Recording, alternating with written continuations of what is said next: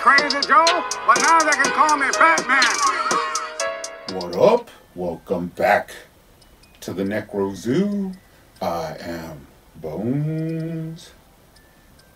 And in this one, let's go ahead and add one more figure to my McFarlane DC Multiverse collection. Now today we will take a look at the gold label Eradicator.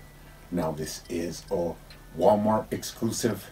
I did end up going to about 4 different Walmarts throughout the day, and I think on my third one I was able to find 2 of these up on the pegs.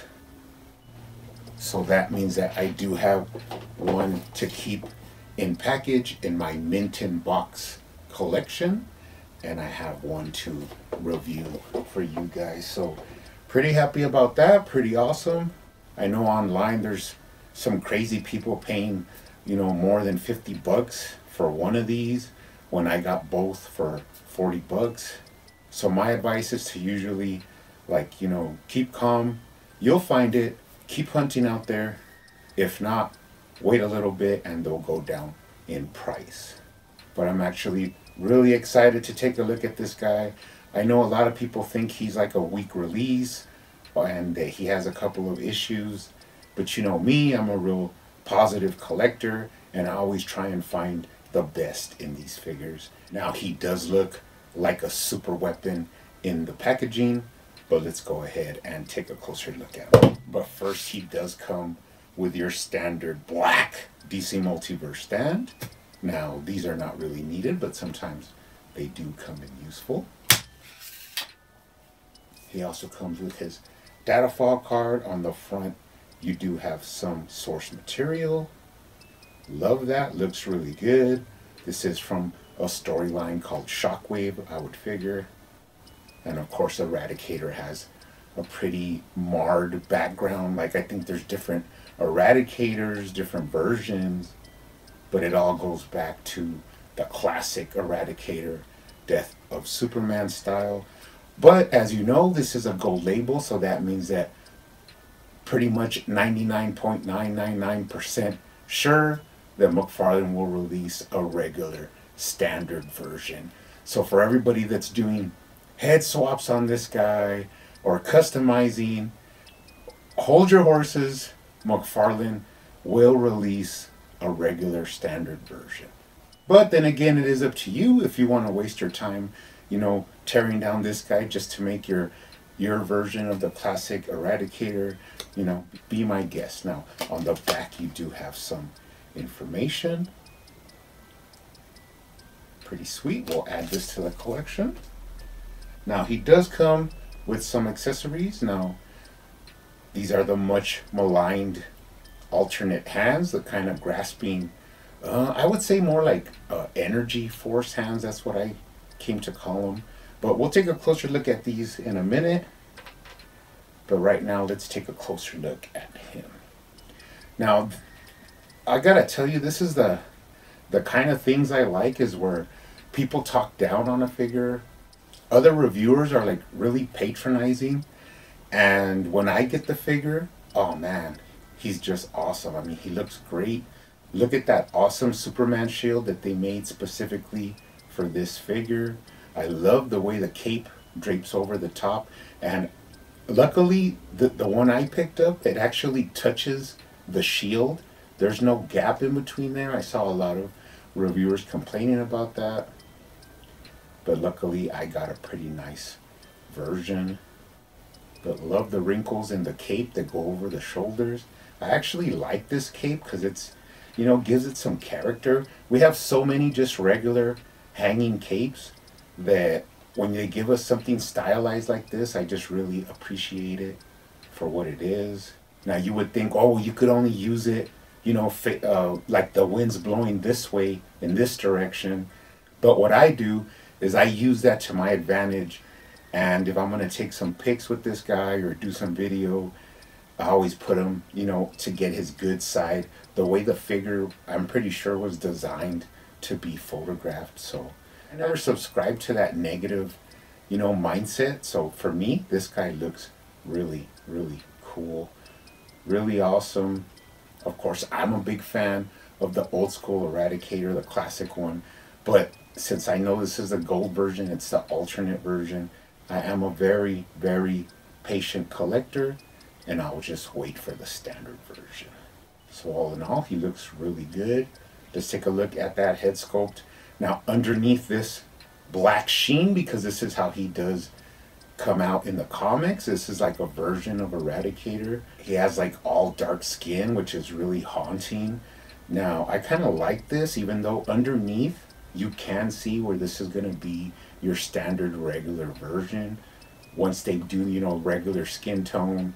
The thing about the goggles is when they usually show this version of this character, you can't really see his eyes. Like his goggles are like energized.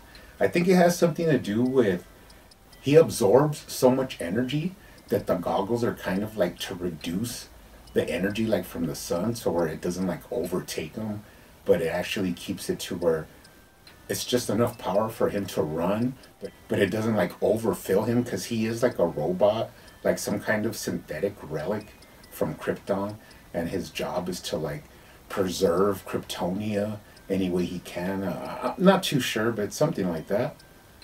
But as a figure, I'm just really loving this guy.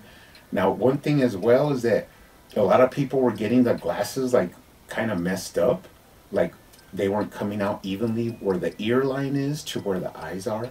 But once again, thanks to the action figure gods, I did get a pretty nice version here. It's nice and clean. You could see the hair with the nice little curl there. So something to look forward to when they do the standard version of this. Let's take a look at the articulation. Now he could look down, pretty nice. Get him in some intimidating poses. Now I did notice this, and that is that he can't look up pretty much at all. Like right away, as soon as his hair hits the back of his neck, you kind of stopped, and I even forced, like tried to force it, and it still wouldn't give me any more range. So what I had to do was go ahead, pop off the head and mod the peg hole. Now I already did this, so now you can see that he actually does look up really well. Now this is excellent for flight poses and just gives you a lot more range. So really happy the way that came out. Now you could really get him to look up almost, you know, straight up, but definitely a lot more range in there. Now he can look right to left. That's another cool thing about modding these, is that it makes the head movement like a little bit more smoother. You just don't want it loose. If you can get that one little cutout in the peg hole, it just makes it a lot smoother and easier to manipulate. And of course you can tilt his head for some attitude. Pretty nice. Now, like I said before, love this Superman shield. It's different than all the other versions that they've released before. Really nice color scheme that they went with, and what's cool is that with the darkness, the black and the dark blue, it kind of pops a little bit extra from the middle, right from the chest. So I'm definitely loving that. Going down to the trunks. Now the trunks are a little bit of a problem. You could see right away that they're a little bit big. So this definitely had to go back to the factory where they did the final calculations of the diameter of how big the trunk should be, and it just seems to me like they gave it a little bit too much. So you have kind of a lot of excess rubber there, which when you go into articulating the waist, you'll actually see it. Like you have side to side, but you see a lot of movement in the trunks there. You got the full tilt-a-whirl. You got the lower waist swivel, upper chest swivel, so you could twist him, get him in some cool poses, but he does have a lot of gap there. Now I will show you guys at the end how I actually fixed this and gave him a more tighter, snugger fit to the body, and it actually makes him look a lot better. Now he does have a crunch. It's not too much, but it is there. Then of course he could lean back, but now you got a really big gap there. So if you keep the abdomen and then use just the like upper torso crunch, you could get him to lean back without so much gap. But also if you tighten up the trunks, you'll get a tighter fit. But that's cool. Leaning them back is cool for getting them in the flight poses. Use that head mod to make them look straight. All in all, pretty good. Let's take a look at the arms. He does have that socket bushing butterfly joint. A lot of range. You do have up and down, front to back. Bicep swivel. Double jointed elbows. Now we have seen these before because this is off the same infected Superman book. But just the paint job and the scheme, it's really nice to see something different. Going down from the shoulders into the hands, you have a nice transition. Now, this character does have something different that they don't really show, and that's where, like, he has a lot of veins and like musculature in the forearms that they show a lot. Where since they use the old buck on this one, it has a little bit of like muscle tone, but it's not the same thing. I would have liked to have seen that sculpted out on here, but it's fine. I mean, we always can't have everything we want, but we do have things that satisfy us. Now he does get in a pretty sweet T-pose, even though he has that outcropping of the cape. But since this cape is really soft, you could get that nice T-pose. Can't really move up much more than that, but you can move his arms above his head. Now, like I said, it's pretty soft, the cape, so you could, you know, kind of get there with the hands above the head. Pretty nice work there with the cape. Now going down, let's take a look at his thigh swivel. Surprisingly, he has a good amount of thigh swivel, and you could see this because the way the lines are in the suit, they match up. And when you get that thigh swivel, you can actually see the movement in the thigh. Now this allows you to move the boot without having a disgusting thigh cut, and you still get a little bit more range in the hip movement. You can kick up pretty nicely and kick back as well. Now don't ever be worried about using the trunks to get more range because they are rubber and they'll go back to their original shape. Now you can cock out his leg, bend the knee. He does have that sweet McFarlane hip swivel. Double join the knees. Now these are bulky legs, so you're not going to get a lot there, but for what it is, it's there. Straighten them out. Up, down at the ankle. Right to left. Rocker. And of course, toe articulation. Now before we go, let's take a look at the lower body. Really loving this paint design, but I mean, of course, it's a classic Eradicator paint scheme, costume design. But they did do a pretty nice job. The only thing, of course, is that since this is an older buck, it does have the same articulation and ball joints. But these are hidden very nicely, so these never really bothered me. McFarlane could use the ball joints as long as they're hidden and not so obvious to the eye. Let's take a look at him from the bottom. No tread, but he does have some identifying marks. Moving up the back, the same sculpt work. Now he does have a different trunk piece, so the backside looks different. And then you have this cape. Now there is no yellow S, but I do not think that every Superman character needs to have a yellow S. Sometimes the red cape is just fine. And it is really pliable and soft. Almost kind of like a rubber squishiness to it, which is cool because it doesn't weigh a lot, so you won't have too much trouble standing him. Now, of course, this floats over. You got all the wrinkles and sculpt work into the shoulders. All in all, pretty nice setup here for this Eradicator Superman. Now, one thing you can do is pop out the hand. Go ahead and add these alternate hands. Now, I did see another review and the guy was, you know, making his snide comments as usual. And he said that these look like he dipped his hands in like Cheetos or something. And of course, all the other jelly brains on there started like jumping on the bandwagon and saying, oh yeah, look at the hands, they look dumb or whatever. Now me, I actually took this as there is images in the comics where what this is trying to show is like when his hands like generate energy, it has like a kind of crackling effect. Now, they didn't get it exactly right, and I do think that if you add some paint to these, you might get it a little bit closer to what they were kind of like going for, which in fact I might end up doing. But what I did want to do was I have some energy effects, like I have these kind of like yellowish ones. Now, these worked really good on the fists, so I kind of like the way these like crackling ones looked on the fist.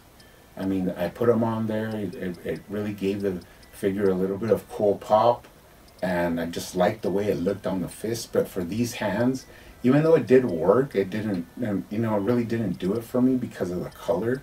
Since this is more like a kind of like orange or like, you know, more fiery looking paint, the yellow effect wasn't really that good.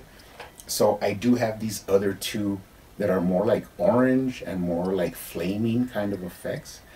And when you put these in his hands, then it does kind of give that effect of like his hands are giving off that energy effect, and it does kind of match with the color. So this is kind of what I think McFarlane was going for. So with these on there, it actually looks really good. And if you get up close and actually look at it, you can kind of see the desired effect that they were going for. Like when he gives off that raw energy, it kind of like lights up the hands and, you know, bleeds through so that the energy kind of glows through his hands. And I just thought it actually works really well, especially with these effects. This is how it's supposed to look, and it actually looks really, really cool. I even got him like in a flight pose with this in his hand, which was awesome. So although a lot of people were like making fun of these, they actually turned out to be like one of my favorite parts of the figure. Funny how that worked out. Now, I know what you want to see. You want to see how I fixed the trunks and how it actually did make the figure look a lot better. Now, what I did is I removed the trunks, and there's a space here where you actually see a little thin line, and whenever you cut trunks to make them tighter, like I did with the Catwoman, you want to find a line, that way it's not noticeable once you cut it.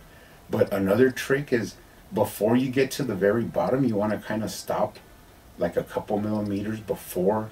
That way this that final original piece of rubber actually holds together, and when you do want to manipulate the legs after you glue it, it has a little bit more strength there to the structure than if you were to just cut it across and you know, glue it all together.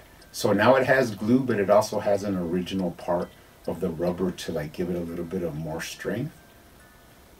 So once you cut out that piece, it looks like a little V cut out, and then you glue it back together. And what was cool is that I had a little bit of gloss like from the glue, but I just hit it with a little bit of flat black to match it, and it just slips right on. Now, I did think the trunks also sat a little bit low, so I actually modified that like cage where the crotch piece connects to. I just cut off a little bit of it with a blade to like shave it down, and I also glued that part once I put it in. But as you could see, even without the legs, you could tell how it's a little bit more form-fitting and fits snugger to the abdomen. And then once I pop the legs in, you could really tell the difference of how it gives it a cleaner line and a narrower waist, so that it looks, you know, it doesn't look so bulky in the middle. And you could still articulate them and move them around. Now, of course, you don't want to go all crazy and try and force it, but it looks a lot better now. Once I got him finished, I put him up on the turntable, and he just looked a lot better, just more appealing to the eye.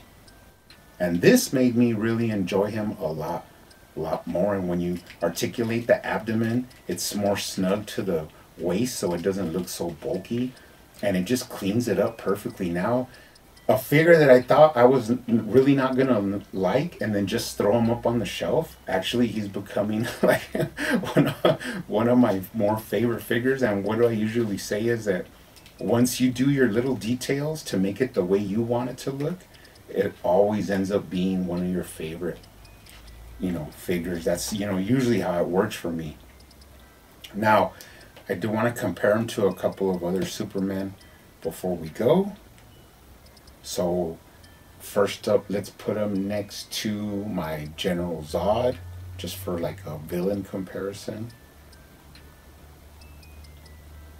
And then let's go a little bit old school and put him up next to my classic custom Bizarro. And then finally, the last Superman I reviewed, the Hush Superman. They actually look really cool together. And you could see the difference, even though they're the same buck, how they are really completely different. I know you have to do a little bit of modding to get them the way you want, but once you're done, he's really, really satisfying. He's gonna look awesome up there on the shelf.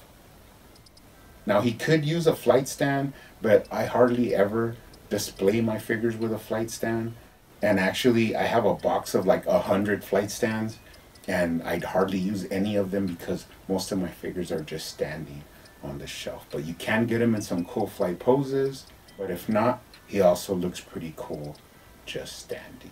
You guys keep hunting out there, keep collecting, keep customizing, and I will see you on the next one.